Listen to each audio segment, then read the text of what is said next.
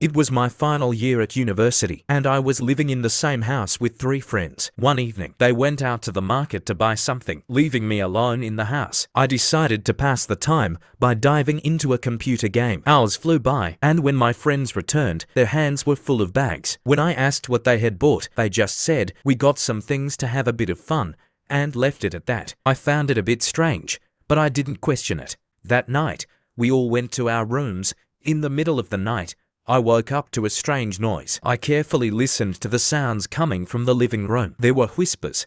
I could hear my friends discussing the rules of a game. "If we win, the big prize is ours," they said. I couldn't fully grasp what the game was about, but a bad feeling settled in my gut. The next morning, my friends had mysterious smiles on their faces. It was as if they were sharing a secret only they knew. During breakfast, I asked, "What were you doing last night?" They brushed me off, saying, "We were just having a bit of fun." That day, strange things began happening in the city. People were disappearing, and the police were searching everywhere. By the time evening came, the atmosphere in the house grew even more unsettling. My friends went to their rooms, but I stayed in the living room. Once again, in the middle of the night, I woke up to those noises. This time, I decided to follow the sounds. I quietly approached the living room and saw them. In the middle of the room was a table covered with strange symbols and papers. The 3 of them were gathered around it, performing some sort of ritual. This time, I could hear their conversation more clearly.